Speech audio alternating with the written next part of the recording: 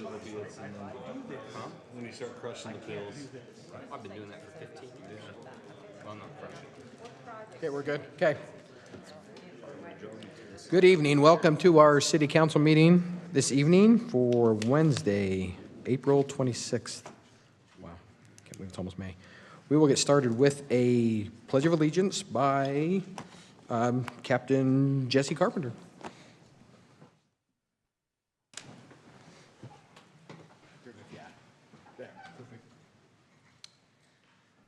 Please repeat after me. I pledge allegiance to the flag of the United States of America and to the republic for which it stands, one nation, under God, indivisible, with liberty and justice for all.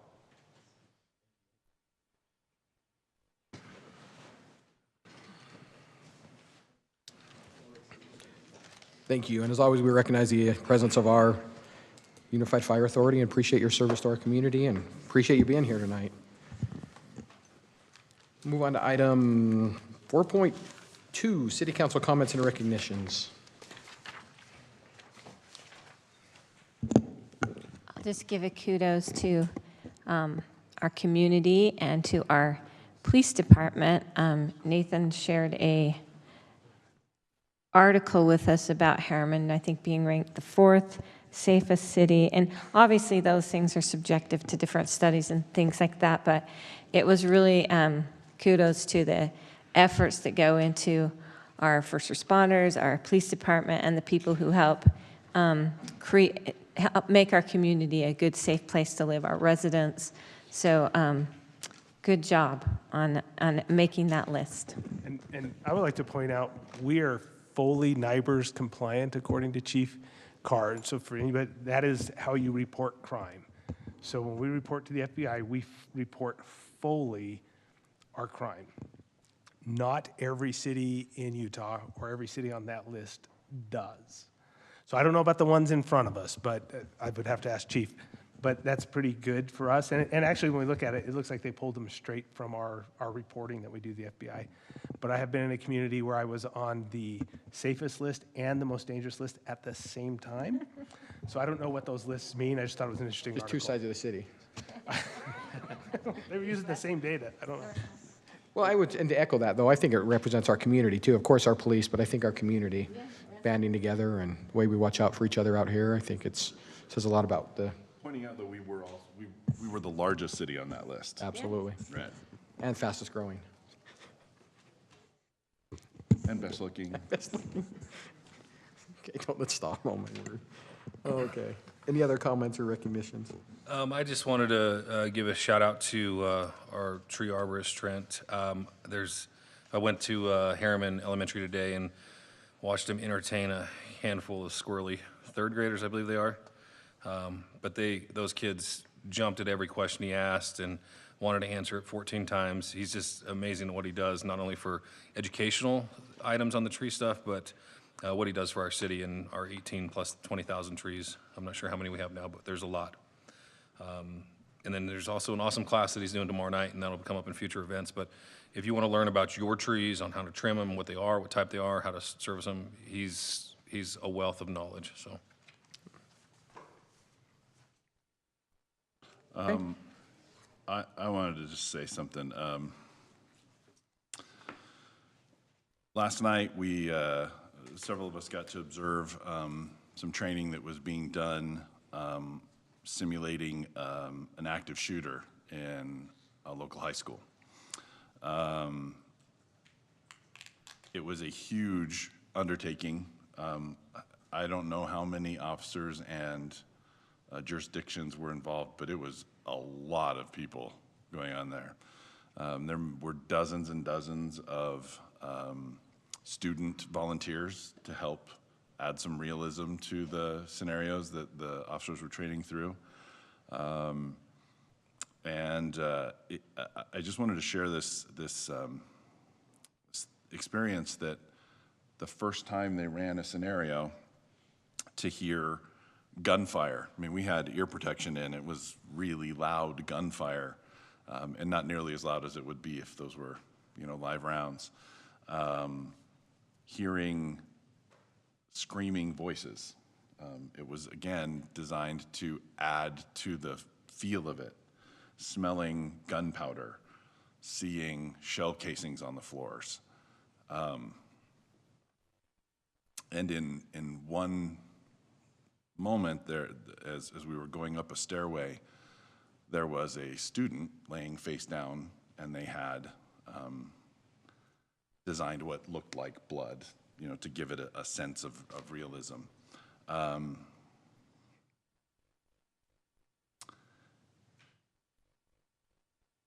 think it's the first time that I had a personal touch on that kind of a scenario. I've always had empathy for these events that have happened far too often in our society, but I think it's the first time I ever really confronted it personally. Maybe since I was a teenager. I was in high school when Columbine happened in Denver.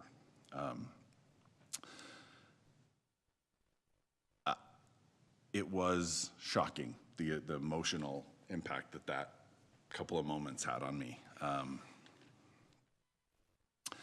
And I guess I just wanted to take a moment and express just a profound gratitude to our law enforcement professionals, our first responders.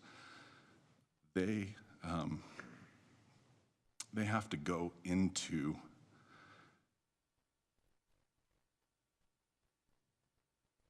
terrifying circumstances. They have to face danger that, frankly, none of us will never be in a position to make the decisions that they have to make in those crucial moments. And watching last night our officers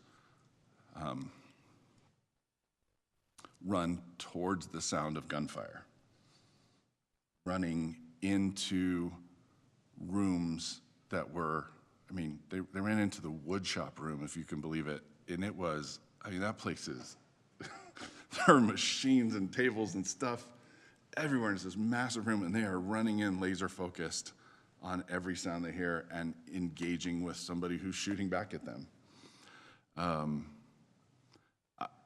I just cannot articulate enough the appreciation I have for our first responders, for all that they do, both police and our firemen. Just thank you. Thank you for being willing to face those dangers, for willing to take those things on, and for your willingness every day when you put on those uniforms to be willing to do whatever has to happen that day to keep us safe. So thank you. Steve?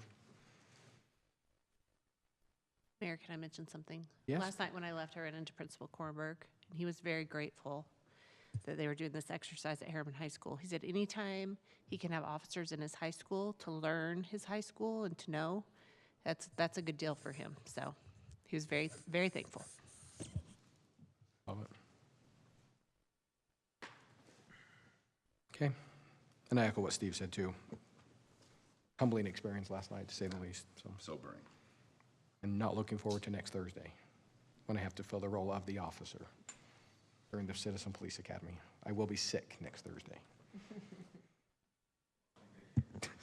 On a lighter note, the last time we did a simulation where we were simulating being police officers in a circumstance with the mayor at the shooting simulator downtown, the mayor's Apple Watch gave him a warning that his heart rate was too high and that he should sit down. I didn't get that last night. You didn't get that last night. The first time. You didn't have a gun in your hand, though. That's That was true. pretty scary. We'll see about next week. It's Yeah. very intense circumstances. Yeah, I didn't have to make the decisions last night. Okay, on that note, yes, on that note. Okay, move on to item 5, public comment. Audience members may bring any item to the city council's attention. Comments will be limited to 2 minutes. State law prohibits the council from acting on items that do not appear on the agenda. Public comments for this meeting will also be conducted electronically.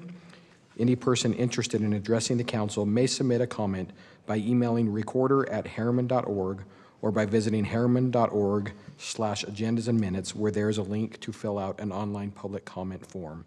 Your statement will be incorporated into the public record. So this time we'll open for public comment.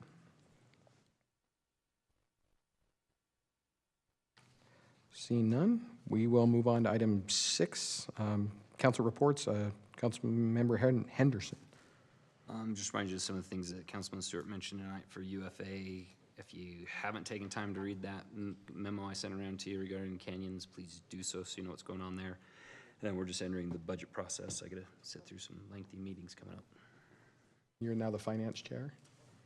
You have to Just say, Jared, I did read it, but I don't understand it. All the implications of that canyon fee. Could we add to a agenda a few minutes for you to kind of give us a rundown on that? Maybe next work meeting or something. Thank you. Okay, Teddy. So we had we had a board meeting yesterday for the sewer board. We're still in good hands even with our new general manager. We're doing good. We talked about electronic billing. That's going to be a huge step for us in the next little bit. We spend approximately $26,000 a year on secondary mail-in back envelopes. I don't know what we do as a city for fees and dues. I know I pay electronically in the city, but if we have extra paperwork going out, we may look at cost savings there or budgetary savings there. It was just a good talk. We also talked about a internal audit process to boost our audit scoring, and we got that set up for this next fiscal year as well. We did have the opportunity to go down with the Utah Cities League and Towns last week for our conferences. We had amazing Wednesday, Thursday, Friday sessions. Breakout sessions were really intriguing.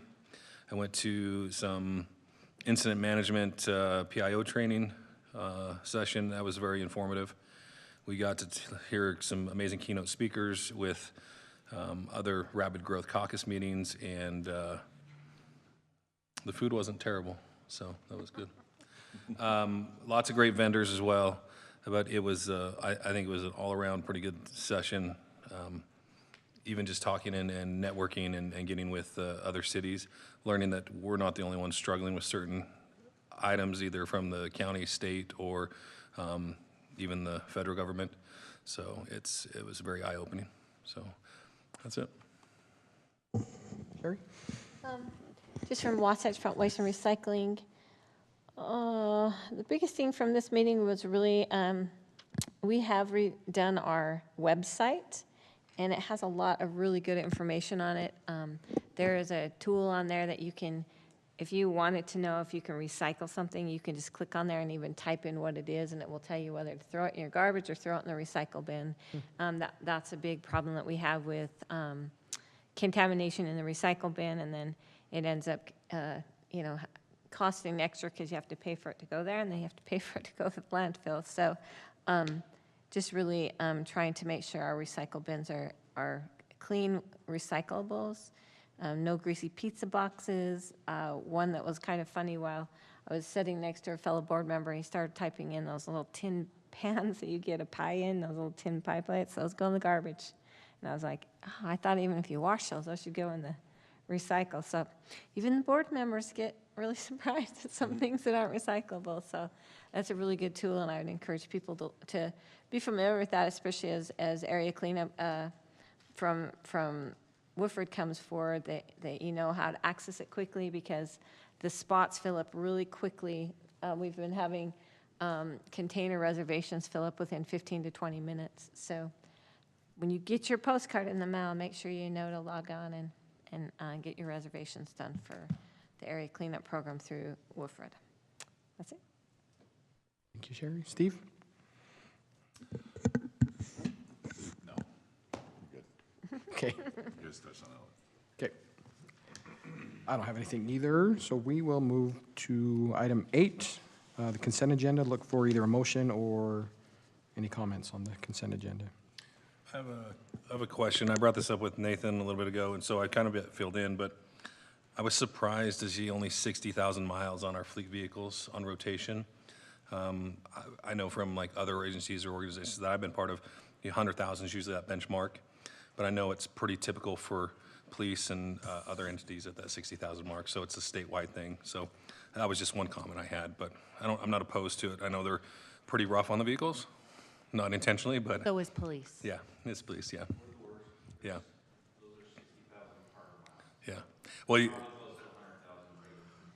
And then you look at the hours of operation, that's also higher than normal because they're idling a lot. They're not really on the road. They're in front of somebody's house doing investigations, that kind of stuff, or in traffic, yeah. So that's just a comment I wanted to put out publicly. So I don't know if there's something that we can do to look at that, to extend that with these newer types of vehicles and stuff for future stuff, so.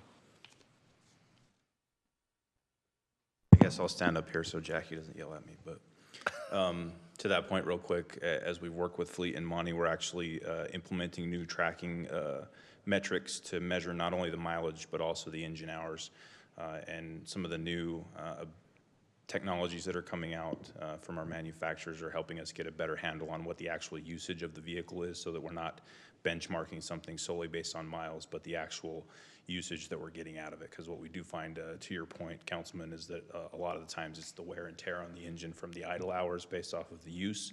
And so as we're tracking both the mileage and the engine hours, those metrics are now overlapping to give us a better idea of how hard or how quickly we're utilizing the vehicle, or to what extent.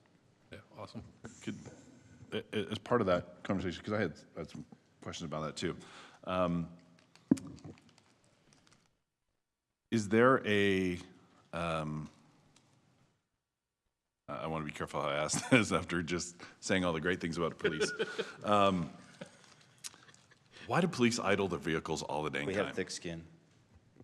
It seems like, I mean, I can walk out here in the parking lot after a meeting, and the K-9 units, I understand, right, temperature control, making sure the thing's fine, but, you know, just a regular patrol unit is out there idling, and nobody in the truck, nobody's near the truck, it's Yeah. just sitting in the parking lot idling. It just seems like it's a waste of resources and fuel and wear and tear on the engine and that kind of stuff, and I can't think of I'm trying to understand what might be the good reason to just leave an engine idling for that long. And that's maybe a longer conversation than we have time for today, but just in general terms, a lot of it's based on usage. So what we found, particularly with model years and manufacturers from about 2013 to 2018 model years, the turbos especially, would have some significant failure issues because we would run them hot, right? So if the vehicle's off and I run out and jump in it and I drive really fast with lights and sirens to get somewhere, then we get some significant temperature changes in those turbos, and we were starting to see failures and some of the other issues.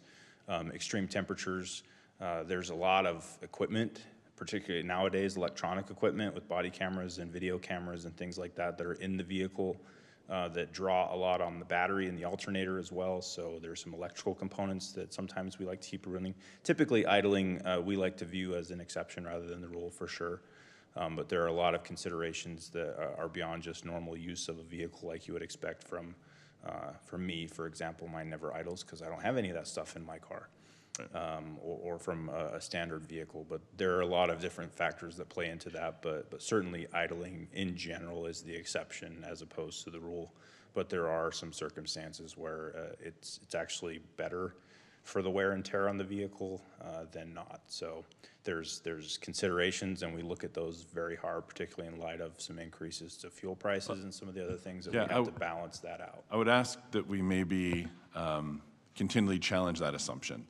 The idea that, you know, a $5,000 turbo is not ideally something we want going out. However, when you balance that against hours of use on a vehicle, fuel use, frequency of failure, all that kind of stuff, it may end up being more expensive to have the vehicles idle. So you're entirely correct, and those things are being challenged constantly, and that's one of the great intricacies of the fleet world, as Monty has lived for many years and I've experienced in the last 5 years. I will say that, like I said, the diagnostic tools and some of the things that we're able to leverage now are better than even they were 3 or 4 years ago, to be able to understand the true impact of what that is. And things like the turbo issue are being resolved by the manufacturers as we develop new technologies and move on. But to your point, absolutely, those things are constantly being challenged and reevaluated. And I appreciate it. Thank you for the comments. It just, everything costs so much money trying to figure it all out. Yeah. So thank you. We could buy them all ladder trucks to run around in. Ladder trucks, right. I don't think we would be able to drive that. It's a special skill set. Yeah. That's true. Mayor, I have a quick comment, if it's all right, just on there are 2 items on our consent agenda for temporary beer permits for the rodeo and for Herriman Town Days. And I just want to clarify that part of the reasoning, as far as I understand it, is because alcohol consumption was happening regardless of whether it was allowed or not. And this allows us to have it in designated areas. It allows our officers to understand who is partaking of alcohols on the premises. And it allows it to be more contained, so it's actually more patrollable, it's more controllable. And so it's not because we want to open up some beer stands and make some money for the city. It's because it really helps mitigate the problems that we were seeing with uncontrolled alcohol consumption at our events. So I think we almost made enough time to pay for what, one officer's overtime or something like that. yeah, it's definitely not a money-making portion, and it is simply exactly for that, in my view. Yes, and in speaking through it, the chances of us utilizing one of these permits for town days is extremely low. When we look at where the areas where we could use it and would use it, probably won't happen in town days. Okay. It's just too hard to contain. Yeah. All right. Thank you. Okay. I'll make a been- motion to thank approve. Do you have? No, I was just going to say, Jackie made Yeah, we're not supposed to discuss consent Consent items if we items. pull them off, so. We're- But we'll fix it next time. We'll fix it We'll next ask for time. forgiveness. We're still new, Jackie. Yeah. We're still new. Do you want a motion? Yes, then. I'll make a motion to approve the consent agenda as written. Motion by Sherry, Second. second by Steve. Steve? Yes. Sherry? Yes. Teddy? Yes. Jared? Yes. And I'll vote yes. The motion carries. There was no discussion. We're begging Strike for it from the forgiveness. record. Can you strike it from the record? Okay, move on to item 9, discussion and consideration of a request to amend the Olympia Public Infrastructure District governing document. Nathan?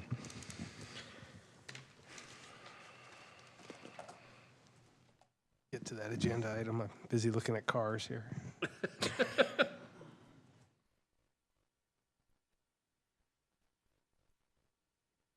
All right. So council has received a request. So some background, when the Olympia MDA was formed, at that time, council also authorized the creation of 7 public infrastructure districts. And in the governing documents for those districts, they were limited to only using a contract fee. So instead of paying impact fees, they would assess a contract fee at the time of construction or sale, and then that's how they would fund the infrastructure. Since that time, I will also say within the city's MDA, our PID policy, it specifically called out Olympia, saying they could only use a contract fee, as well as all would only be contract fees. There were certain areas. You amended your PID policy last meeting, removing the restrictions on areas and allowing consideration for other funding sources beyond just the contract fee. At the same time, we received this amendment request from the development team requesting that you amend the governing documents to allow them to, it doesn't remove the contract fee, what it says, but it adds an option for them to use a mill levy up to 4 mills. So the item you have in front of you, and part of that, they also included some, say, side rails on how the money would be used. So it wouldn't be used for things that would normally be just part of the residential subdivision portion. These are the main lines, roads of a certain width, wider, I think it's 55 feet or wider, which is beyond our local road. Parks have to be greater than 2 acres. Water lines have to be larger than 8 inches. So they spelled that out within this. So you have in front of you tonight their proposal in the PID document. The changes that are on, I believe, pages 4 and 5 specifically call those out. Then there's some other changes in there on the mill levy option up to 4. I have heard, talking with several counselors, some concerns. How do you make sure you get something in the commercial area? You could request a plan. That's really up for you all to discuss. As it's proposed right here, this would simply allow them to do a mill levy in addition or in place of a contract fee or other type fees.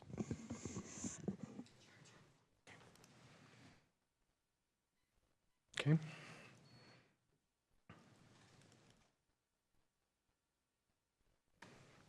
Okay. Look for some comments on this then. I know this is going to be a big one. Anybody want to go first?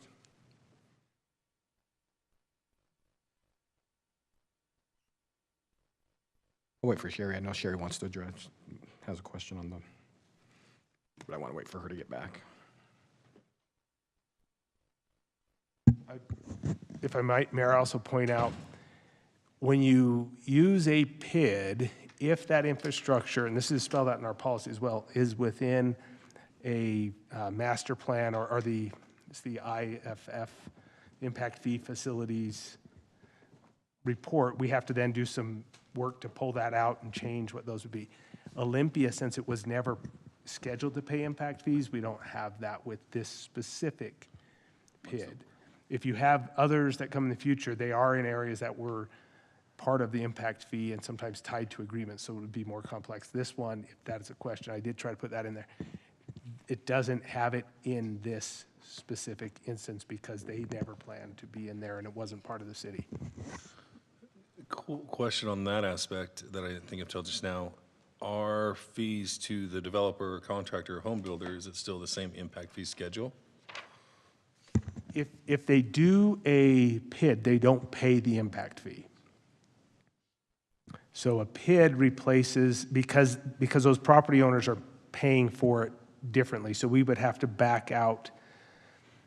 It's somewhat complex. You got to pull those projects out if they were included and they're part of the impact fee. This one, because the developer agreed to pay their off-site impacts as well, that was going to come through this contract fee. They would have to include that in here as well. And so the city is not responsible for any impact from that development? We would be responsible for anything we ask them to upsize or to go beyond what they need. So again, it's that upsize.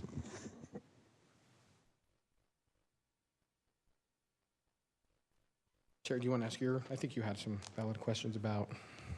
Oh, yeah, and I think I answered a lot of my own questions, but. Okay. So this is just simply to provide a part or all of the public improvements. It's subjective. It doesn't cover them all according to this, right?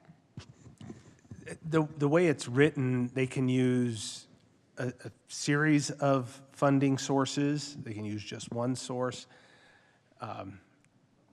This document governs 7 public improvement districts. And if you remember, there are these little tiny slivers of land that they'll have to move around and annex. I'm assuming they'll create one and do some of the PID, and then they'll move to the next one and do it instead of trying to do one, but I might be wrong. They have some options out there. I would assume they intend it to cover all of the infrastructure beyond what is in the ineligible portion, but the PID, whether it's the mill or a contract fee, somehow all that infrastructure has to get built. And I'm assuming it's the PID, whether it's the mill or if it's some other fee, I don't know.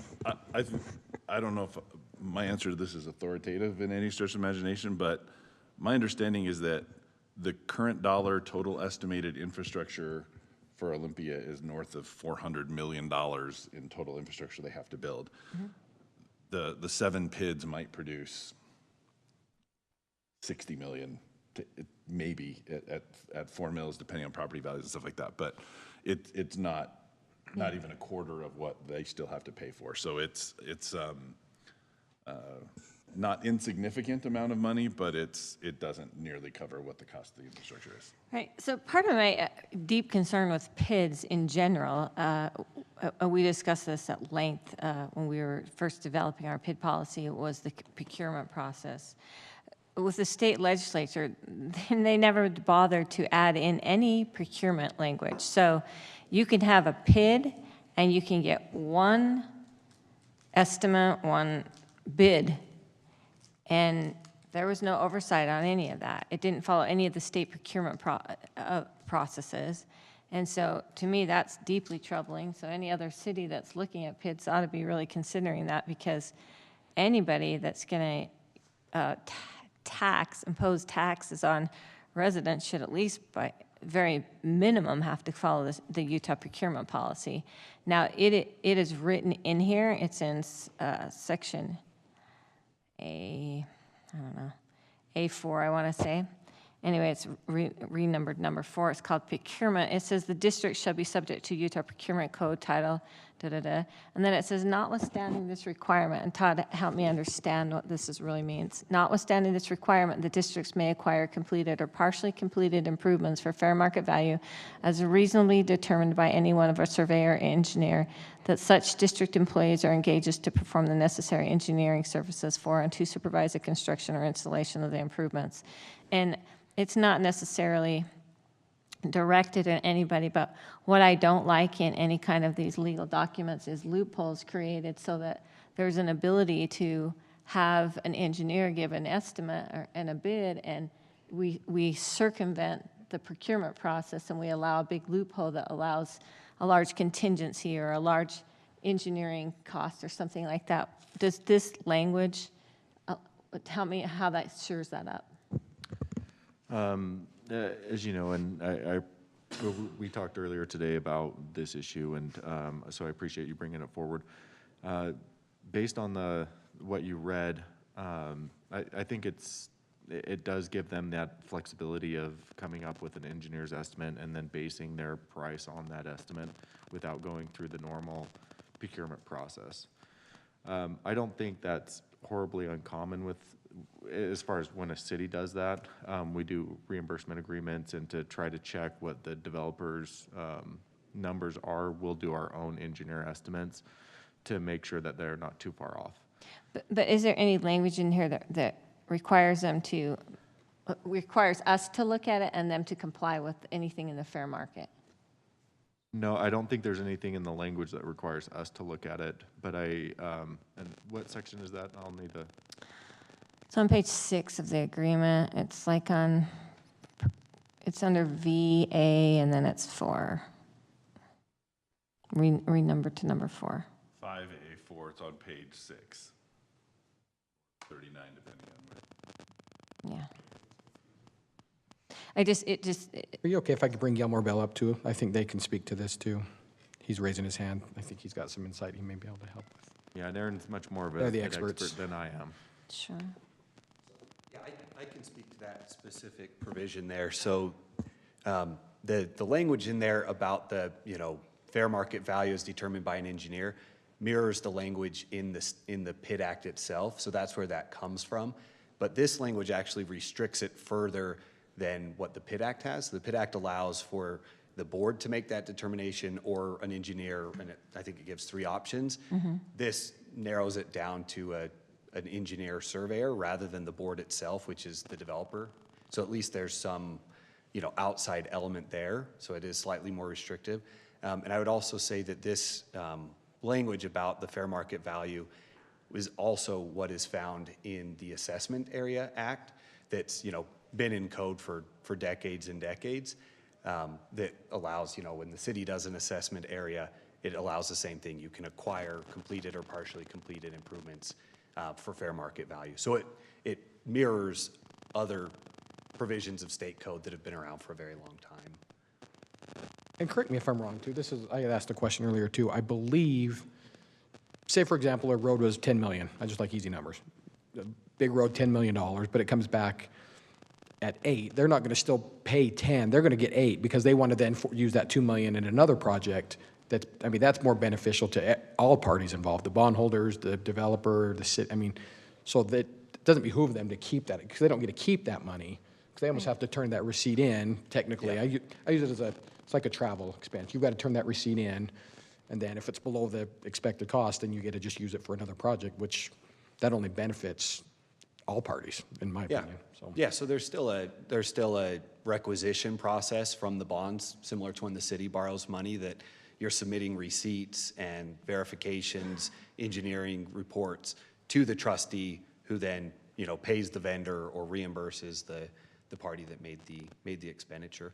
And I think just one other piece too, you pointed out that, you know, the portion of cost that the PID pays relative to the overall pie, you know, is often less than half. In this case, it seems like it's much less than half.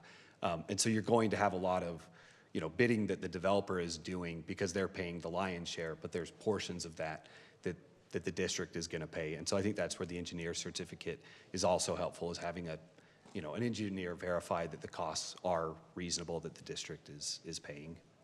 I would just also note districts are subject to the procurement code because they fall under the greater umbrella of the Local District Act, which has procurement provisions as well. Yeah, that's interesting, because we're informed different than that previous, that it was not the case, and the legislature was going to go back in and clean that up and make sure that it was in the legislation for that. It was clear that they had to go through the procurement process.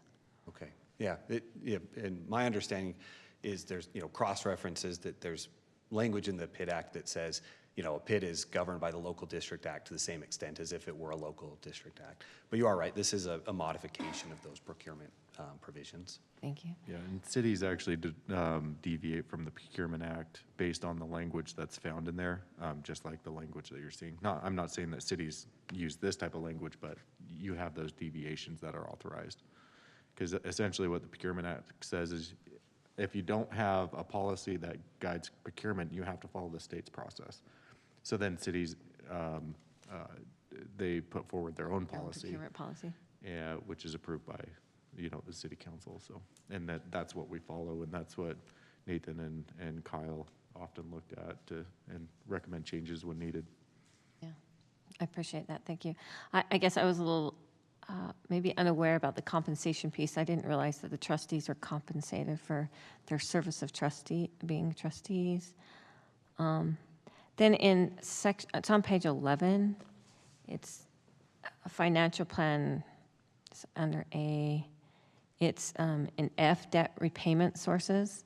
It says at the district's discretion, these may include the power to assess assessments. Will you help me understand that? Sorry, it's on page 11 or page 44 of the packet. What does it mean they have power to assess assessments? So just simply whatever the state says was the assessed value, they have the power to assess that on the property. Is that right? It doesn't allow them to assess anything. It just allows assessments? So assessments are defined in the governing document as assessments under the Assessment Act. So that's Title 11, Section 42, which is the same as, you know, like the assessment area around here. So it's a defined assessment that's tied to an appraised value, maximum 1 to 3. So, you know, if they chose and they said, hey, we want this to be land secured rather than contract fees, they could issue an assessment bond and levy assessments under the Assessment Act. I know I just said assessment. I know, it's like assessments. But it is, you know, the same framework that, like, the city has issued its assessment bonds in the past. It's that type of assessment by definition. Okay, thank you. Those were my only technical questions on the PID document. I have, you know, obviously some issues other than that. But does somebody else have any questions on the actual Go ahead, hit document? it. Do it now, yeah. Well, I'm just wondering, what is the benefit for the city? I said this at the last meeting. I just don't see, we're opening and being accommodating to changes, but I'm still continuing to fail to see what there's always in negotiations, there should be give and takes. And I see a lot of giving on the city's portion of it. Help me understand what the giving portion of it on the other end to make it to where we have benefits from this also. I know there's been a ton of talk about the commercial aspect and the commercial development of this. Now, I asked Todd to resend me the MDA just so I could refresh my memory on, because the commercial piece that we've talked a lot about the 300,000 square feet, well, that's a sliding scale on that commercial. After so many years, we slide down to 200,000. After so many years, some of this dedicated goes away. It keeps sliding. I mean, do you guys are you guys familiar with that language? You feel confident about that language? I mean, why are we allowing some of that to slide away when we know for sure that we have a large amount of density there? Not only that, but now we know for sure that there's a huge residential development that we weren't planning on that's going to go a big arc all the way around that. So where's our surety that the commercial happens in this place? Where's the surety and where is it built into this? Where's the plan? I just feel really uncomfortable with where's the plan for this development? Where's the commercial piece of it? I'm just not seeing it. Let me address what again, I think I've told you all, I've gone, this has been a back and forth all day. This has been literally the phone call all day. For one, I think the benefit to the city, I don't think this is as much a benefit. I think we're seeing, to a degree, I think we're seeing this through the wrong lens. I don't think there's much of a benefit to the developer. I think this is more of a positive for the city because we will get infrastructure faster, lower costs now. The infrastructure happens now. That's the big difference to me. That's the biggest difference. And if you want to go back to our responsible growth days, if you will, that was one of the key points we kept hammering home all the time was infrastructure early on, and that is the biggest difference here. I think we're going to see bigger roads, the main roads faster, earlier. That's going to help facilitate that commercial development. My concern was you said you think we're going to see those and it's going to happen now, but what in this document, what in the MDA requires any of this to happen any sooner? Where's the phasing? I mean, we're talking east to west, but there's a huge chunk of this commercial that is west. It's not in the first initial phases that are east. So where is the surety that this does happen now? Where is the surety how fast this gets built out? And commercial development's not going to sit on an island out in the middle of the field. It's going to have phased development coming out to it. I just don't. Where's the surety where's the plan of how that's going to phase out and actually happen now versus I think it's going to happen now? Where's the surety that it will happen now? There's none. And should there be? I don't think so. And I would say it in this way. The absorption rate of the houses and the timing and scale of the commercial are driven by the same thing, and that's market demand. Sure. Right? The one thing that's interesting about the development is that nothing in terms of the amount of square footage of commercial that they develop or don't develop has any impact on the number of units they get to build. Right. So they could build 1 million square feet of commercial, they still get all their units to build. It's to their advantage to be able to build as much commercial as is feasible out there, because that just gives them that much more profit, because they still get the profit for their units, but now they'll get profit for the commercial land as well. So they get to double dip, if you will. So I don't think there's any incentive, if you will, to not build commercial. We do have some language in there that for a certain time there are some requirements. They just actually, with the modification we made a couple weeks ago, we lowered that threshold from 50% of the intersection to only 25% of the intersection now binds them to those numbers that we hit. So as far as how much and when and the timing, I don't think it's necessarily realistic to say it's going to happen in 4 years or 7 years or 12 years or 20 years, right? I think it's all going to be driven by demand, by opportunity. The one thing I will say is that as the main roads are built that would service that area, I think it does expedite the time frame under which it could happen. Not that necessarily that it will happen, but it makes it easier for that stuff to go in. Commercial's not, like you said, they're not going to go out and build a commercial on an island.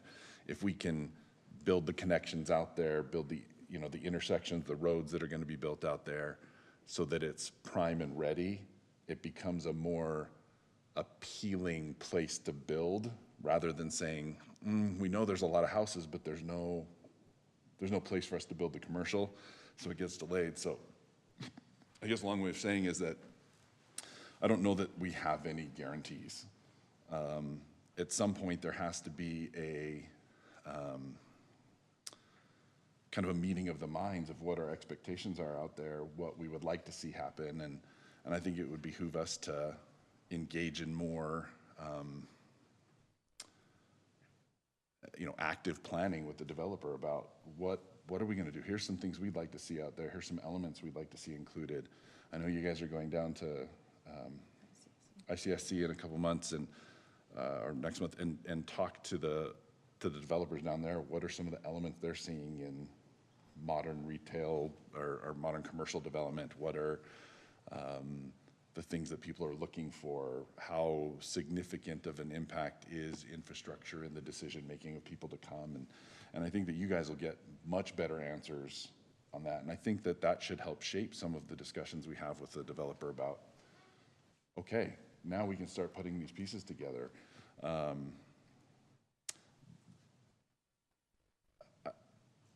think the more engaged we are as a partnership with them, kind of like with the Osmonds, right? Mm-hmm. With the property, when we said, here's the objectives we have, here's some things we'd like to help you with. And it was that back and forth communication, I think, that led to a better project in the end. And I just don't think we've ever engaged these developers on something like that with that planning, right? Where we've come out and said, this is what our expectation is, here's what we think can happen, and go through that back and forth effort. So I think that would help us shape that vision a little better, and I think it would help us maybe create a realistic timeline. Maybe that's too aggressive to say that, but it could. Yeah, I guess my concern is, I've heard in this meeting and previous meetings about that this it just happens now, and this is going to get the infrastructure put in now and stuff. And I think that we shouldn't set expectations to our public that that's what will happen, because personally, I don't think that they're going to run and bond for a whole bunch of money to put a road out to someplace that they're not going to be able to backfill other development through there right now. It's not financially feasible to be paying, they're going to be paying interest on bonds. And so it's like, it seems like that they too will look at it as a phased approach, that they have to go through phases, because they're not just going to go bond a whole bunch of money for that. So I just think it's really important that if we're saying this, we have to be very careful that we're saying, no, this is, again, it's the same thing. We're doing a phased approach. It's just a different mechanism for them to pay for the infrastructure. But yeah, they can go borrow and bond, but I just don't think it's going to be, oh, now we see all the parks are in, all the roads are in, and we're ready to go. But I think it's a little bit of a, I just don't know that the two topics are necessarily germane to each other, of whether or not there should be a mill levy discussion and then what the commercial expectations are, right? I just don't know that those two are very tightly connected. I think that any impact that a mill levy PID has on commercial development is indirect, aspirational, but I don't think it necessarily, I think it would be a misnomer to say, oh, it's going to make commercial happen faster, or it's the key to make the commercial happen faster. I don't necessarily know if I can make that statement. I don't know if I believe that. Sure, and I guess I would just counter your example with, it's not Game Point anymore, the Osmond development. We were in a much different position. We owned the property, or we had the right to own the property to buy it back. And I think that we've always been very open to anybody that comes and says, here's a plan, help us work through this, to have conversations with that. So I would obviously continue to encourage people to come with plans that we can negotiate and work through on any kind of good development, especially commercial in our city, because we're lacking. Anyway, who else wants to talk besides me? I just have one more comment to make, that having worked in finance for 30 years, there is, I just want to speak to the fact there are extraordinarily robust infrastructure and mechanisms around the disbursement of funds from any investor. right? It doesn't matter whether it's residential, commercial real estate, it doesn't matter whether it's bonds for public infrastructure, it doesn't matter. That the oversight that the trustees put in place to make sure that the money they're putting out is going into the right things is, robust isn't the right word, it's a pain in the ass. Very diligent. It is. You have to have detailed expense descriptions, photos, updates, you know, everything has to be signed off, everything, before they will give any money, right? They don't just, oh, you got 7 million? Oh, why don't you just take it all today and then we'll fix it up later? It's not how it works. And so, I mean, I guess I understand the asking the question, but I can give you firsthand experience from all different kinds of projects, from, you know, huge, you know, malls and ski resorts down to, you know, somebody building a house. Yeah. You know, underwriters, reviewers, you know, on and on and on, trustees signing, blah, blah, blah. That is probably one of the things that gives me the most confidence in the process, is that you have institutional bond investors are the ones overseeing the disbursement of funds. They're not going to be had. Oh, I don't disagree with that at all. I do, like I said, I believe that that's why I think it's important to say it, set expectations. I do not believe they're going to go bond for every district out there.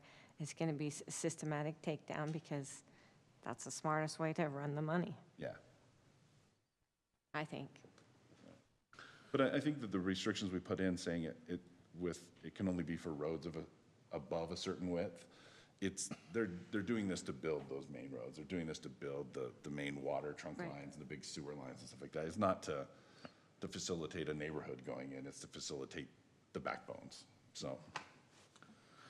Sherry, great questions, and Steve, good points. I think some of your questions there, Sherry, about timing, I would love to have a timing mechanism, but I think that grays that area of property ownership and property rights, and if we stick them to something, it's gonna be so fluid out there until we actually have a good idea what's actually happening. I know we've got kind of a rough watercolor map, for lack of better words, but we got an idea of what's gonna happen, but once we see that 111 come in and the 126, and there's a future site, I think we're gonna see tremendous speed on those infrastructure and the commercial space coming there. So that's my take on it from what I've seen in past developments in other cities. Once that road gets put in, that intersection is gonna be massive, and it's gonna create a lot of traffic flow, so.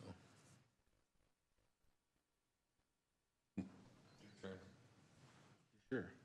He's got a page and a half. He's got a yellow notepad over there. He Oh, yeah. does. I took his pen away a minute ago. Well, start by saying I try to simplify things as best I can. For me, this is kind of a couple of things, right? So you guys' discussion, to me, was centering around Olympia Hills as it is right now, right? Which I totally agree. I mean, as it is right now, they don't need the mill levy. It makes it easier for them. It makes it faster. There's arguments that that's good for us. They can go faster out to that intersection and get things started. But if U-111 isn't built for however many more years, then it doesn't matter, right? But so some of those things we don't know. As it is, without anything tied to it to try to facilitate that, that's to me that it's just the current plan just goes faster. I'd like to see, if we're giving them something that makes it easier for them and arguably more profitable, right, timing, et cetera, then I'd like to see some give. What can that possibly be is the question, right? To me, what can that possibly be goes to some of the conversations that I've had with John Gus recently. I know some of you guys have as well. There's potential to do something that's not the current plan. If that makes sense. To me, that if I vote in favor of this, it's to facilitate something bigger and better than what it is currently. Does that make sense?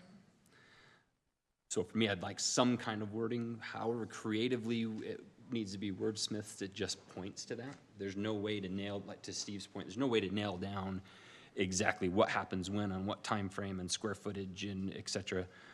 But we've been pretty good at wordsmithing some things, that some general language that gives us both some sort of assurance, not surety, but some assurance that both ends will happen. So part of what we're talking about is something bigger and better would be similar to what South Jordan's proposed with an HTRZ, which means increased density in that area that supports all of those things, transit, et cetera. The tax benefits come with that to have bigger, better commercial to catch the tax dollars that are going to be coming through there. To me, that's absolutely worth looking at not only doing a mill levy in this area for all the reasons said, but to look at facilitating that something bigger, better that helps us capture everything in that area. Without any wording pointing to that, this just says keep doing what you're doing and hopefully we'll get to all that someday. Does that make sense? So I'm hoping that we can work together, as Steve says. That's a mutually beneficial thing, right? There has to be some general wording we can put into this PIG doc that says, yep, we'll allow you to continue going with this. You get this if this, right? That sort of scenario. And like I said, I can't tell you specific numbers. I don't have anything specific or timelines or anything else in mind, but just something that points to there's some metrics that we want to look at and work together on. Does that put a land use decision in a PID document, though? No, I'm thinking more along the lines of I'd like to see a better master plan for how can we make the existing Olympia Hills better? If nothing else comes to fruition, how can we make that better? Well, part of what Wasatch Front is telling us is we need a real plan of what's going where to get you on our regional map to facilitate some of these things. We need that sooner, faster, right?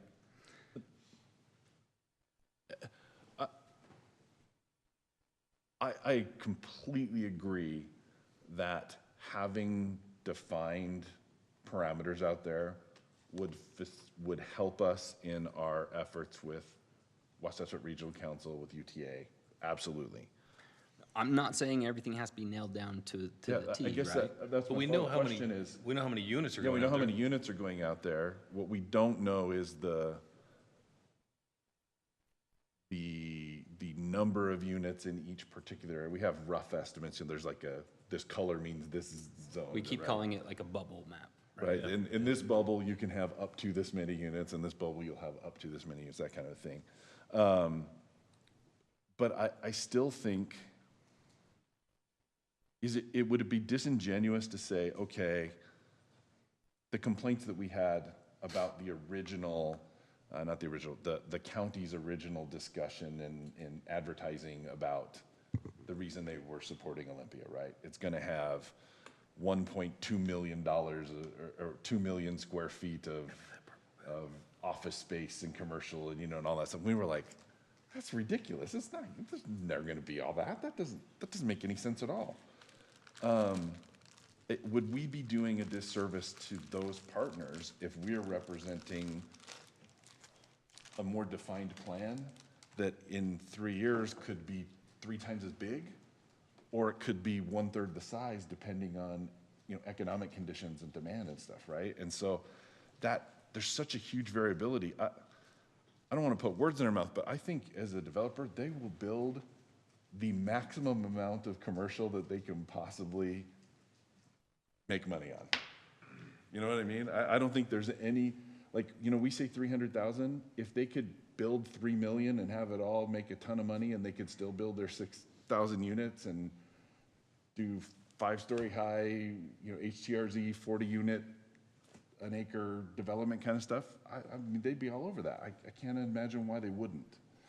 But I guess I'm just asking the question, Jared, is what do you think we can provide that's worthwhile to those partners at this point that would facilitate meaningful conversation as opposed to hypothetical conversation?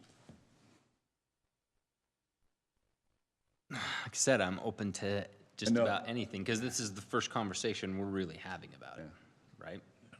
So I'm not an attorney. I don't know what their attorney looks at, but we're talking about bigger, grander things, and what's brought this mill levy PID to the fore is what I'm talking about, the bigger picture that it can be. What I'm fearful of is is not tying, not having any language that points to any of that. And it just continues as it is. And it's just, I get it, it's easier and faster, but it's not better. Having a road go in to nowhere doesn't help anybody right now. Yep, it went in faster, but U-111's not coming for a while. There's no commercial center there until there are units out there. Right. I mean, by putting this road in out there, does that mean that we're shifting, because all of the utilities, everything go out with it? So does that mean we're gonna shift focus to build that commercial center core and work back this way? Well, We're gonna work both, or is we I just don't gonna think they can continue from to their MDA. incrementally move out that way? You know what I mean? It opened, to me, it's a bigger conversation that I'd like to sit down at the table with them. Well, I mean, to a point, and talk through it, you know? Look at Mountview Village, right? I mean, they know that there are 4,500 units that were gonna be built in Riverton around that development, right? Now, there obviously are, 65,000 people in Herriman that are supporting that, right? But there's also gonna be another, 15 or 16,000 people coming in around that over the next few years, right? So they did jump ahead a little bit of some of the fill-in. So whether or not that makes sense out here, I don't know. And I don't know enough about the market for commercial development right now to say, hey, CenterCal, you guys want to come out and build another big old thing out here? Or if there's some other, huge corporate development company that has, oh, we'd love to build this massive thing and it's the Taj Mahal. I'm not even looking for anything like that. I mean, because all the things you mentioned have to be in place. Yeah, Right, for that. whenever they happen, right?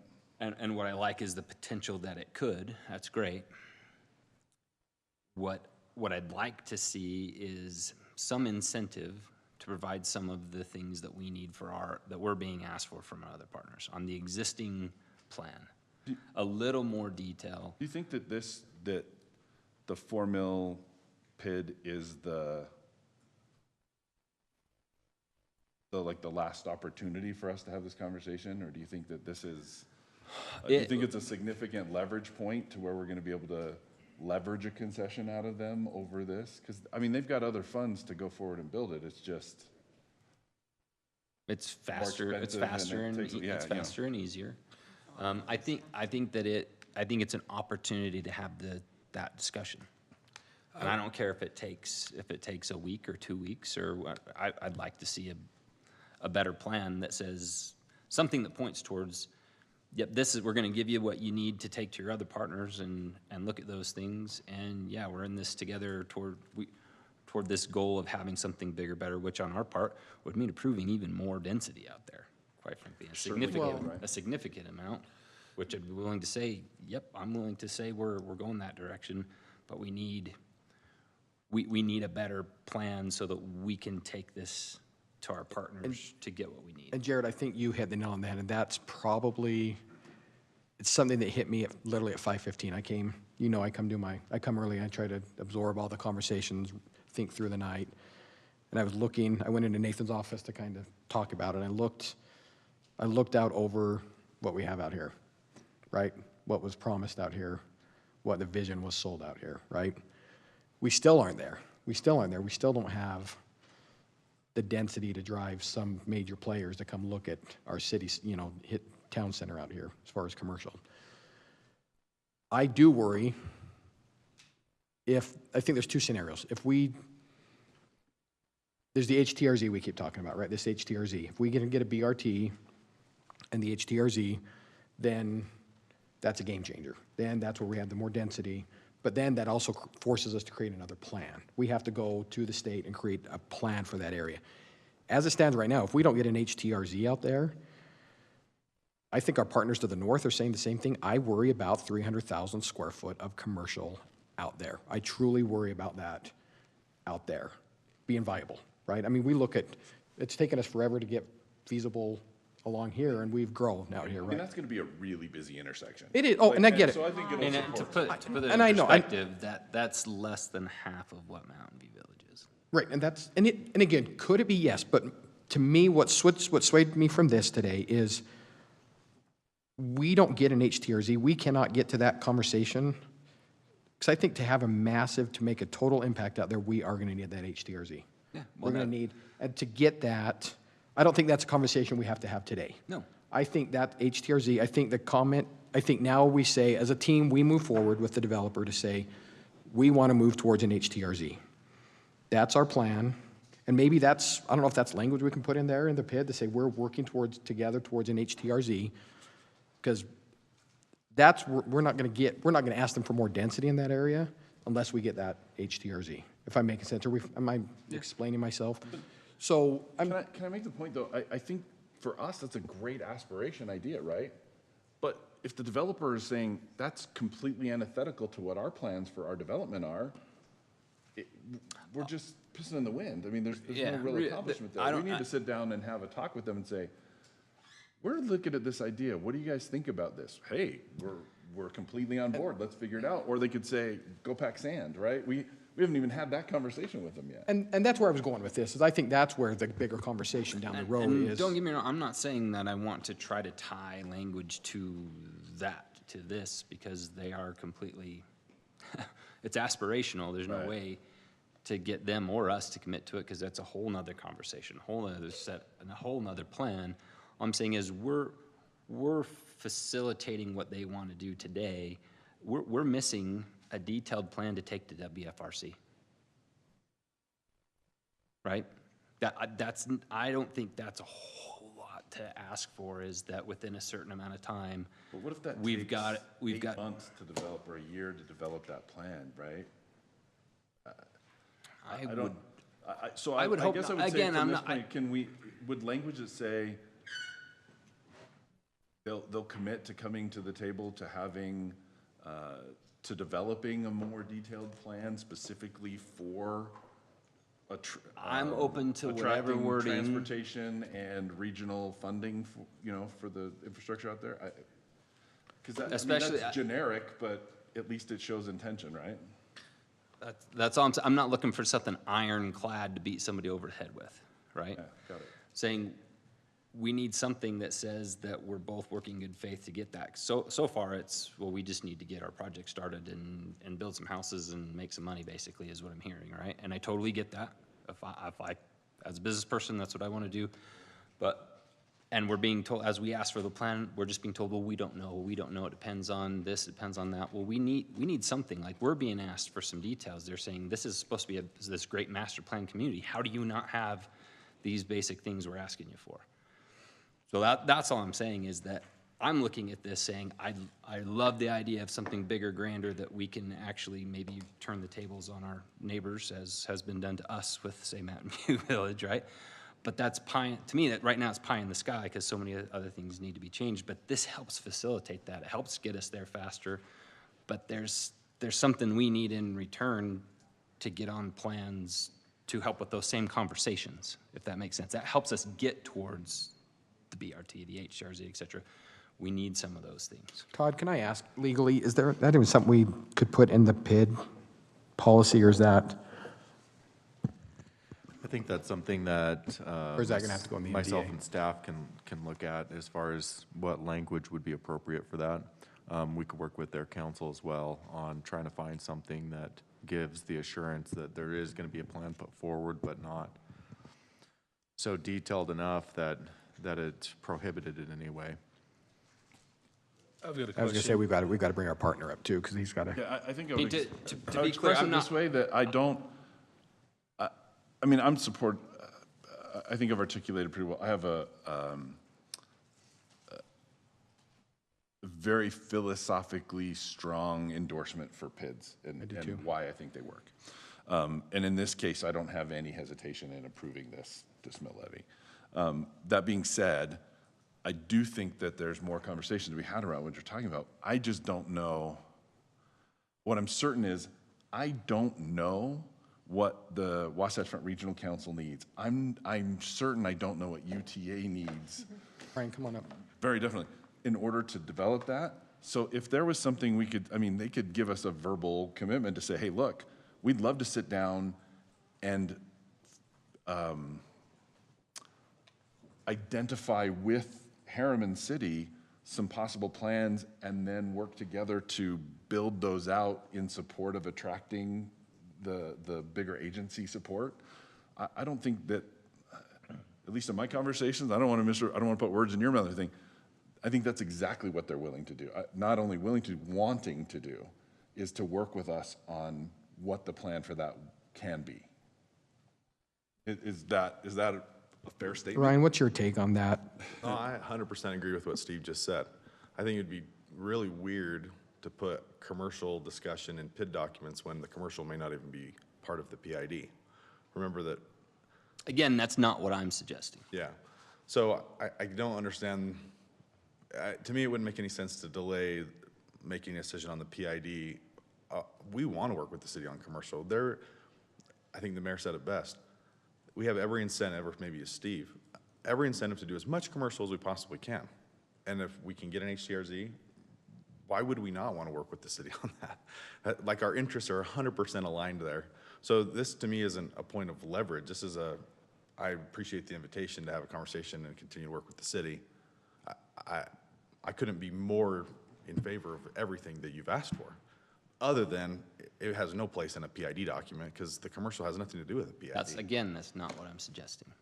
But it sounds like you're wanting to. So if we have agencies like WFRC saying we need these plan details and we don't have them, and we've asked and said, well, You've never asked me for one document. So my point is, and again, to the point Steve just made, wouldn't it behoove us to then revisit those conversations, have those things, and say, especially if we're authorizing a mill levy on residential housing to facilitate the speed of building this out, to me, it does fit to include something that says we want those details that we're being asked for from those agencies to be part of it. Do we know what those details are yet?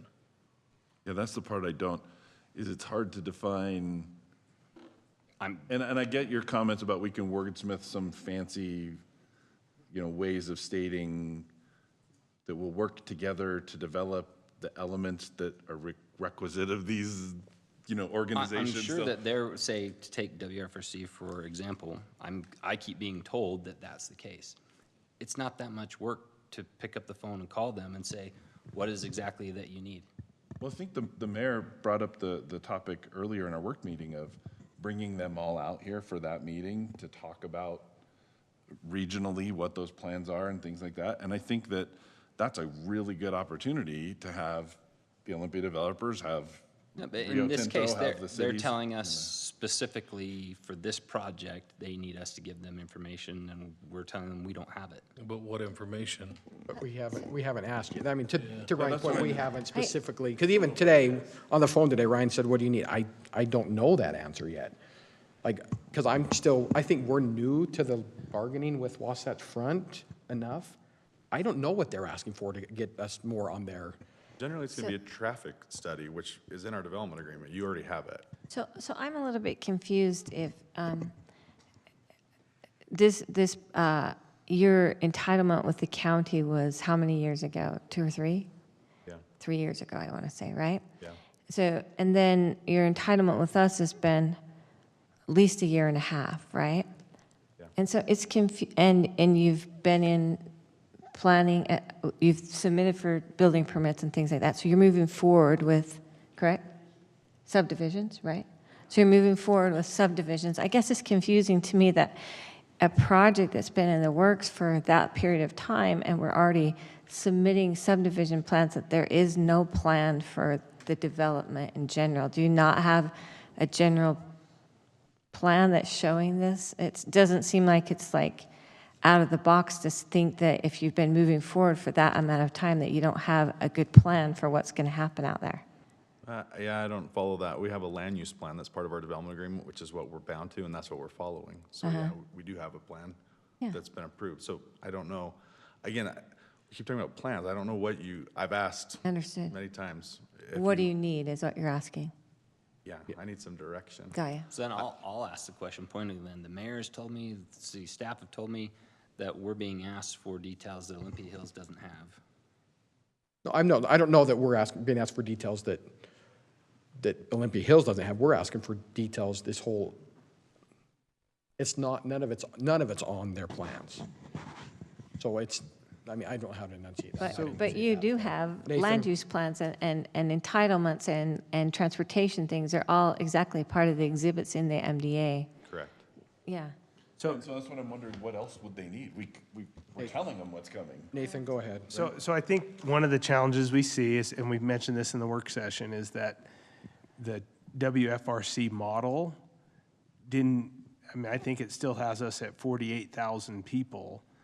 And it distributed people weirdly. It didn't include this area, Olympia Hills, even though it was being discussed. It doesn't appear in those models. And so I know that's what we've given them some of that information. And so I think one of the frustrations that we hear is probably UTA more, who asks us, we say they say, well, tell us what you want. We don't know what we don't know. We don't know what to tell them we need out here. The linchpin probably to this conversation is, where is 111 going to go? We think we know, but I don't know how many maps we've seen. That UDOT team analyzed it one way, presented it, got some significant pushback from state elected officials because it wasn't what they had told them to do, so they're back working on it. And I don't know if Blake has an update. I haven't seen any stakeholder meetings for quite some time on that. They had their last meeting, and so the document should be done and all finalized, I think, next month, is what Juan Lee told me. And as far as we know, and I think that's what I say, it's the linchpin. We don't know exactly where this is going to go and when it's going to be built, because the commercial area can't go until that's built. So as I'm listening to the council talk, I think the conversation has always been we were going to do some sort of CDA. The HTRZ is dedicated to fixed rail sites. There are only 6 allowed under state law. There has to be some change at the legislature before we could get an HTRZ anyways. A CDA, and that's probably a sales tax CDA, because property tax CDAs are nearly impossible to get now. But because of the amount of units and things, you probably could do a CDA because you could show the housing component. So I think that conversation, and I had that with Ryan, we would talk about it as we get closer. I don't know which subdivision's the closest, Mount Rainier or. Yeah, so. You're moving, there are 4 or 5 subdivisions that have come in. We're moving towards that area. We'll know more once we have a firm alignment, if it's next month, where that will be. I think our challenge with WFRC is, one, I don't know that they know what we have out here site-wise. Right? If their model's still showing us at 48,000, which we haven't been for, I don't know, 5 years. Yeah.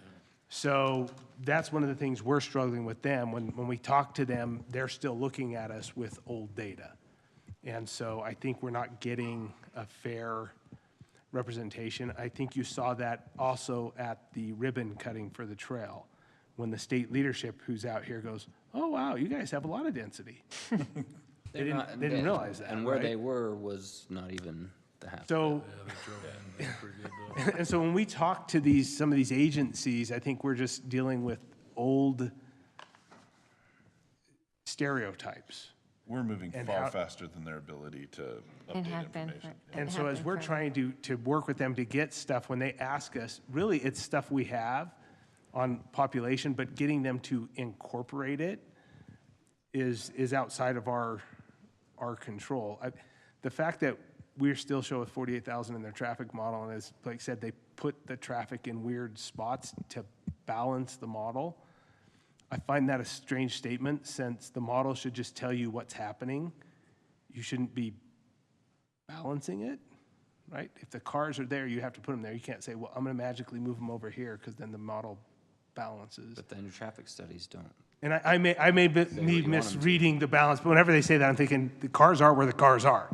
There's no need to move them around. They're going to come, high country is never going to produce millions of cars, not as it's platted, right? So I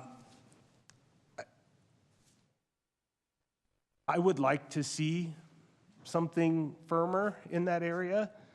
I do feel for them because I think that U-111 piece, and it's probably because I'm anxious to start talking about the CD8. What are we going to get out there? How are we going to get ahead and know what we're doing in that area, so as it comes up, if you go to ICSC, opportunities come up, we're ready to move. If the state has funding, we can act on it. I think that's our frustration. So when we say we want to plan, we need something that when opportunities come right now, we can grab it. Because right now, it's a bubble plan. It's not, frankly, on those subdivisions that have come in, they haven't necessarily followed the original bubble plan quite as much. They have that flexibility.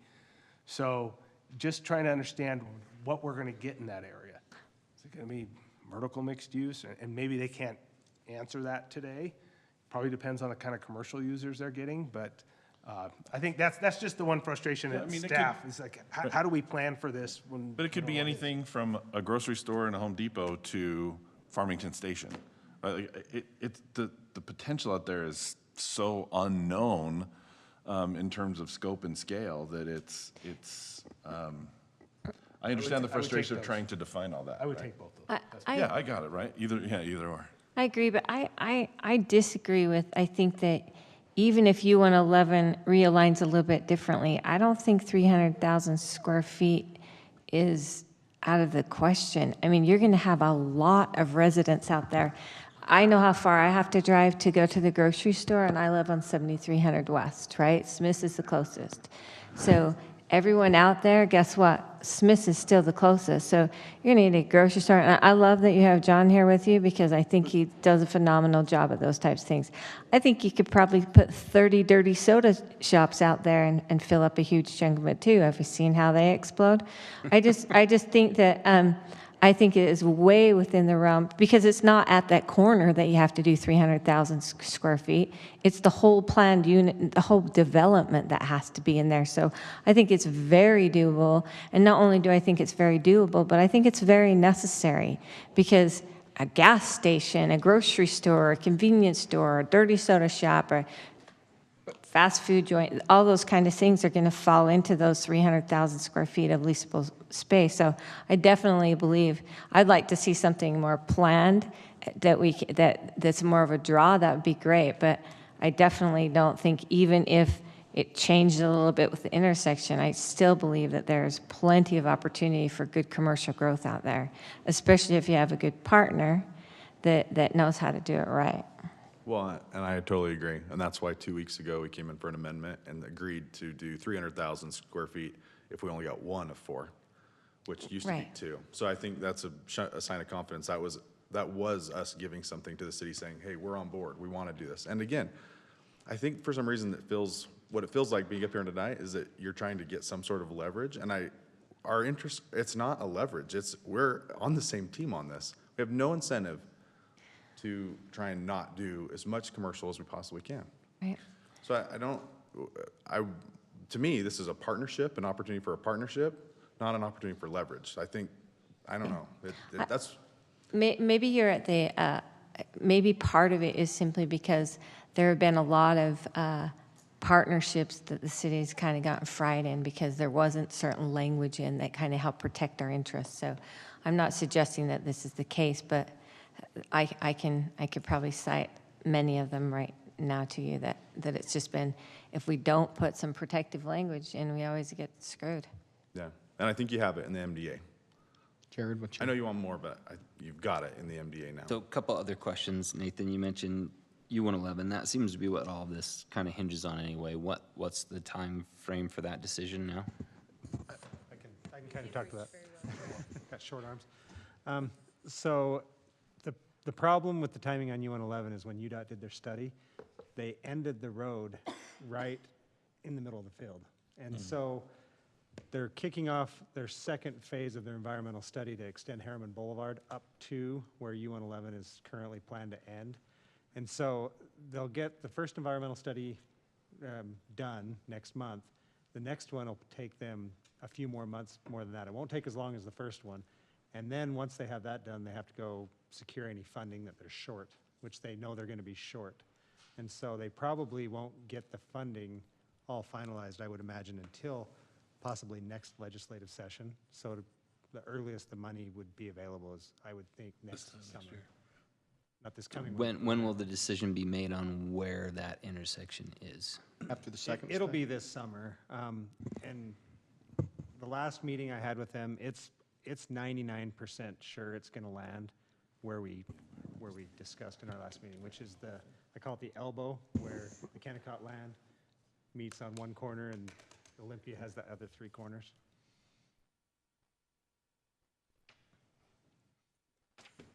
So there's the 1% chance it could move from there, but it's pretty. Okay, Pretty poor. so now that's good information and not what I was under the impression of leading up to this. Go ahead. So again, if it's that U-111 piece, I think everybody's interested in seeing that commercial. I think we've been told that this happens, it'll happen sooner. But U-111, we're probably talking 2025, 2026 before it's actually built. Not very long, though. That's only a couple of years from now. Yeah. So, but that's what I'm talking, so we have some time to be planning this because they're not going to. Well, that's kind of my second question, the second part of my two-part question. If you will, the first one is just, because that's where all the uncertainty is where is it going to be, right? So if we're fairly close to that, that kind of helps my second question of, look, because again, the point of doing this is to allow, say, and correct me if I'm wrong, Ryan, but Silver Spur and 126 to go up to U-111. Like, those are the two major ones, see up there, yeah, 64 or whatever, but those are the two major trunks through there that would connect out into U-111, yes? I can't remember what the, Silver Spur comes parallel, I think, I can't remember the names. Silver Sky, what is the? Yes. Silver whatever that goes all I don't the know way if they're out. going to build it for you or what, but Where I'm going with this is that yeah. we want to put those roads in now. I don't, like I said earlier, is it a road to nowhere? Right? And how long will it be before U-111 connects and we can actually get some of these other things going? The piece that we're working on is, we're working on 7300 West, crossing Main Street, coming down, tying into U-111, and then Herriman Boulevard extending. So you have a major intersection that feeds Rose Basin. So Sherry, you'll be able to choose Smith's or future grocery store. But And a lot more that's traffic. the key connection we're working on right now, is to try to get the funding to build the 7300 West segment. We've got the right-of-way cleared with corridor preservation that we've acquired in the past. And then that'd be the key. Going west of there, we're waiting for Kennecott to decide what they want to do, because that road's going to split the city boundary as it goes to the west. I had a conversation this morning that led me to believe that there was substantial support at the legislature to fund the remaining portion of the U-111 connection, or 7300 West, all the way down to Main Street. That last piece is, $11 million or whatever it is. It doesn't make sense to build all the rest of it and then not have that little piece. So the Is John legislature still is here? Did very he supportive sneak of out? it. No, he's here. He's just moved down behind. So having that information changes things a little bit for me in my mind, because the last time we talked about this, everything is still up in the air. We don't know where, and that's part of the conversation we have is we don't know. And so I'm sitting here going, why would we enable a road to nowhere? We can have the road in now, but where the hell is it going? What's the purpose? But if we're realistically on that front, 99% sure where it's going to be, and we're looking at that build out in 2026 is probably the same to get all these merged. That helps me get over the line to that part, and then we can continue working on all the other things we talked about. Question, are you, when you redistrict or realign the PID 1 or 7 or whatever number are you trying to encompass all your current subdivisions or plats, or like, where's that boundary or border kind of looking at? What we're referring to is phase one, which is almost all of it's been submitted thus far to the city. There's one remaining section that hasn't come in quite yet, but so it'll be about around 1,100 units. And that's kind of what we always envisioned when we did 7 was, and again, it's just rough, but our thought was to do 6 PIDs of about 1,000 units and then do 1 commercial. That was kind of the thought. That's where the number 7 came from at the beginning. So Is there, like, when you do redistrict that, is that an admin thing, or is that a legislation thing? do we have to approve the district boundaries of that, or is that an internal thing from you guys? Yeah, well, from the From the PID, board, yeah. Okay. I think we need to get back to the basis of the discussion, which is the mill levy itself. I think there's other, take all this stuff up, where I'm, I'll just put where I'm at right now. For me, toward where Steve is, I think what Steve said earlier, I think PIDs are beneficial for the city. Even in this instance, I think they're beneficial for the city, not for, and that's what I said, I never make a decision based on what's good for you. Like, no offense, but I'm not gonna make a decision it's what's based for us. It's And I only think- good for you. Yeah, but I believe a PID is best for us. I think there's been good discussion over the past. I believe that you and your partners will come to the table as we start having these discussions. I don't know what to ask of you, like to Jared's point, because I don't know what I've thought about that all night. I don't know what to ask of you, so I think it's unfair to ask. Everyone what up I there don't has my know. phone number and email. No, I thought of a few things we could do, but quite honestly, with what we just talked about, that helps smooth that part. I keep looking around the corner to see John's face with keeps some of the looking things for that you, we John. talked about. I'm good with that. I'll just say in general for PIDs, because I wasn't here physically last time, say this. I think that residential mill levy is terrible public policy regarding affordable housing. It is the opposite of affordable housing, the complete opposite. And 4 mills, that's the school district. If you look at your property tax, that's the equivalent of what the school district charges, which is one of the highest, if not, I think only maybe the county. No, County's higher. no, the school district is higher than the county, Now they are. right? So, yeah. So, I mean, that is the school district is the highest item. I mean, so looking at mine, it's roughly a third of what my property tax is. That's last year's. Yeah, it's last year's. So next year's will be even higher with what the school district added. So, I mean, 4 mills is a lot.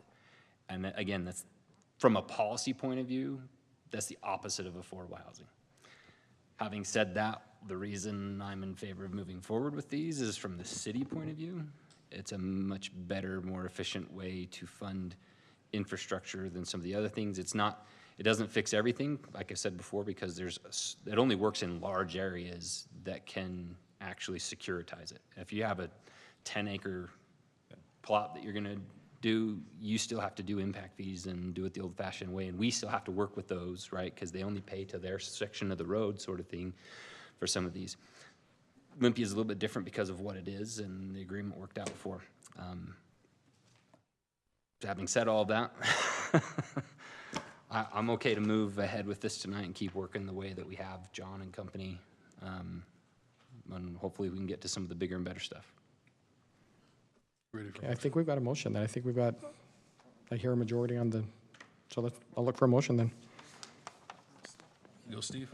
9-1, right? Motion to approve resolution number R25-2023, approving an amendment to the Olympia Public Infrastructure Governing Document.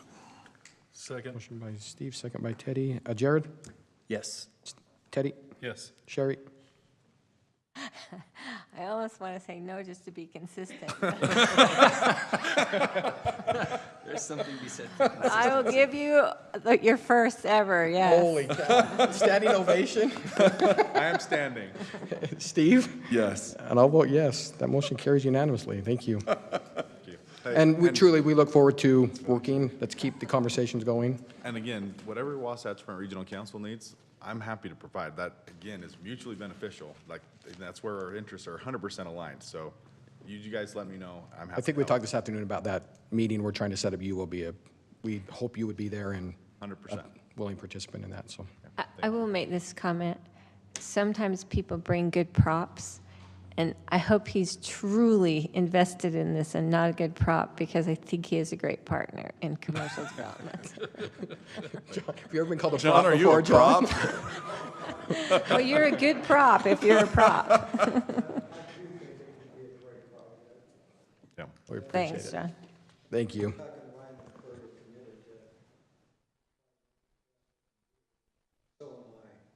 Perfect. We appreciate it. Thank you. We appreciate it. Thanks, Ryan. Thanks, John.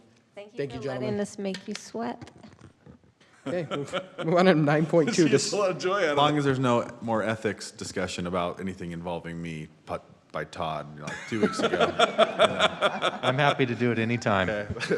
That was a little personal, but it's okay. I like it. Didn't bring that other individual this time. Do I need to stay for this next one? No. I'm not the applicant. No. Thanks, you guys. Move on to 9.2, discussion and consideration of a local matching grant agreement with the state of Utah for the Olympia Water Tank Project. Kyle.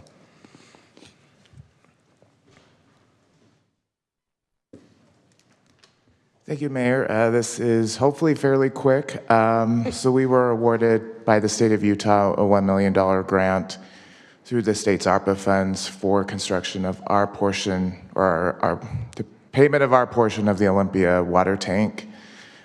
This grant agreement does require a $1 million match. I did verify with the state that we can use the developer's contribution and their payments towards the tank as that match, so the city won't need to come up with the funding to cover that match. If our portion is less than the million, we of course can always return funds to the state, but I don't anticipate that being the case. Free money. Okay. Any questions or comments? Other taxpayer funded money. Yeah, we could go into that, yes. Okay, I'll look for a motion then. Well, I have a few concerns. No, I'm just Oh. kidding. It's his second page of his yellow pad.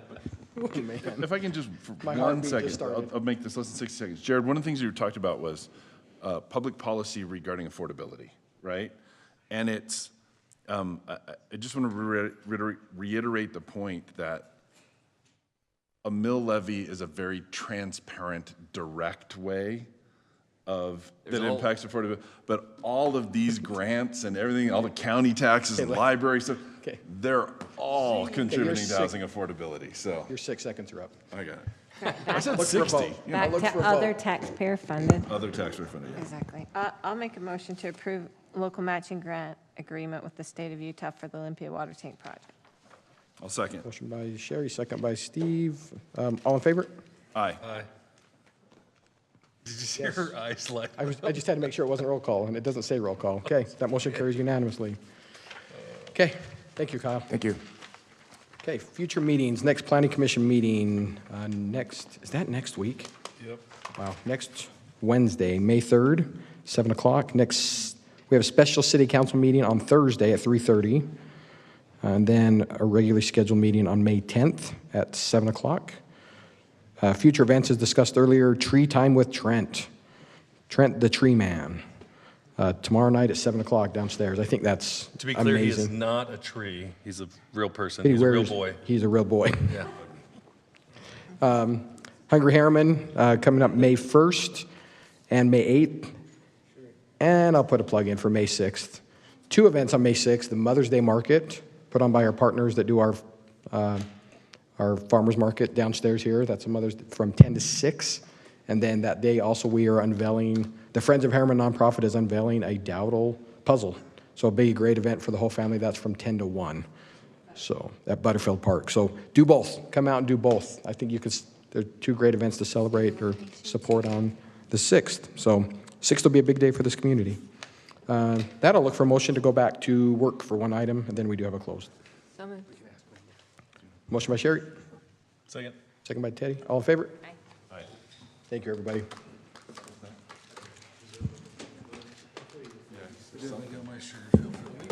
Exactly. Snow, right? Don't say stuff like